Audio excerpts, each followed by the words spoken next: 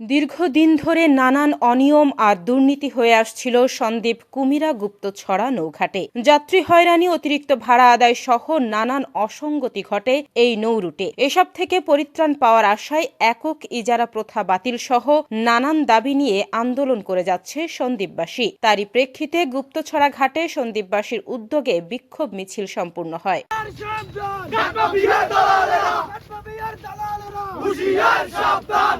এ সময় বিক্ষোভ মিছিলে বক্তব্য রাখেন বাংলাদেশ জাতীয়তাবাদী দল বিএনপির জাতীয় নির্বাহী কমিটির সদস্য মিজানুর রহমান মিল্টন, বাংলাদেশ জামায়াতে ইসলামীর উত্তর জেলা আমির আলাউদ্দিন শিকদার, সাংবাদিক সালেহ নোমান, যুক্তরাষ্ট্রের প্রবাসী SKM ফেরদৌস, সমাজকর্মী মঞ্জুরুল মাওলা, সমন্বয়ক অ্যাডভোকেট সাইফুর রহমান খান, সমন্বয়ক মোহাম্মদ শরীফ হোসাইন, কুয়েত প্রবাসী সাংবাদিক জিসান মাহমুদ, তরুণ সংগঠক ও সমাজকর্মী নজরুল নাইম, ফাহাদ চৌধুরী, টিপু সুলতান ও নজরুল মাহমুদ এবং ছাত্রনেতা ফয়সাল খান মাহি। এ সময় বক্তারা তাদের বক্তব্যে ঘাটের অনিয়মের নানান অসঙ্গতি তুলে ধরেন।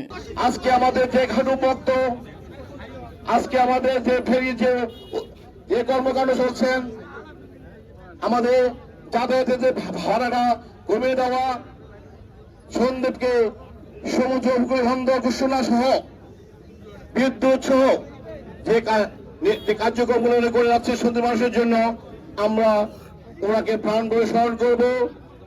আজকে এই বিক্ষোভ মিছিলে আপনারা শুধু বিক্ষুব্ধ হয়ে আসছেন, কিন্তু আপনারা একবার বুঝেন নেই আজকে আমাদের জন্য অনেকটা জয়ের ছিল, কিন্তু আপনারা একবার মেনশন করেননি।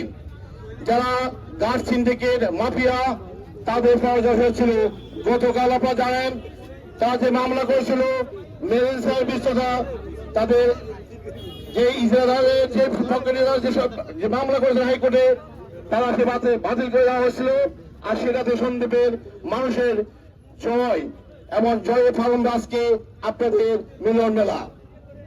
ইনশাল্লাহ আগামীতে আমাদের এই প্রোগ্রাম কুমিরা ঘাটে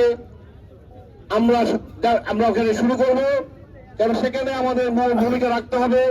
আমরা এখানে সন্দ্বীপবাসীরা এখানে আমরা জমায়েত হয়েছি, কিন্তু আমাদের আসল শোডাউন করতে হবে কুমিরা ঘাটে।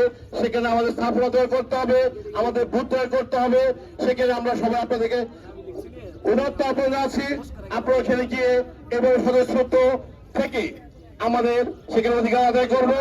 ইনশাল্লাহ আপনাদেরকে আমি কথা দিচ্ছি, আমাদের মাননীয় উপদেষ্টা সাথে একসাথে আমরা কাঁধে কাঁধ মিলিয়ে আমাদের সন্দ্বীপের অধিকার আদায় চিরদের জন্য আমরা ইস্পাত কঠিন এবং মজবুত করব, এটাও কোনো সন্দেহ নাই।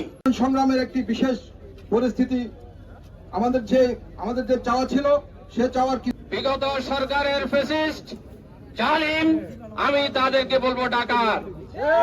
তারা সরকারি হিসাবে এই স্পিড বোর্ডের ভাড়া ছিল 170 টাকা। সেই 170 টাকার সেই গ্যাজেটকে গায়েব করে তারা 600 টাকায় নিয়েছিল সন্দ্বীপের মানুষকে। কেন নিয়েছিল? তারা সন্দ্বীপের মানুষ উপর ডাকাতি করেছিল। আজকে যারা গাড় চালাচ্ছেন তারা কারা? তারা হচ্ছে সেই ডাকাতদের উত্তরসূরি। ডাকাতদের উত্তরসূরি আমরা সন্দ্বীপের 6.5 লক্ষ মানুষকে আমরা জিম্মি হতে দেব না। আজকে আমি মনে করি আজকের এই দিনটা ঐতিহাসিক দিন। আজকের এই দিনে সন্দ্বীপের সকল রাজনৈতিক দল, সকল সামাজিক সংগঠন আজকে ঐক্যবদ্ধ হয়েছে।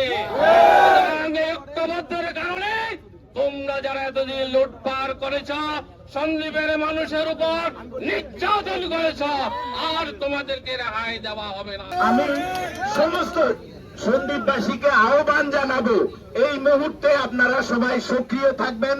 গণ আন্দোলন মেরিন সার্ভিস একটি প্রাইভেট প্রতিষ্ঠান, কিন্তু আমি জানি এই প্রতিষ্ঠান কোনো ব্যবসা প্রতিষ্ঠান না। কষ্ট করে আজকে ঘাটে উপস্থিত হয়েছেন, তাদের সবার প্রতি কৃতজ্ঞতা জানাই।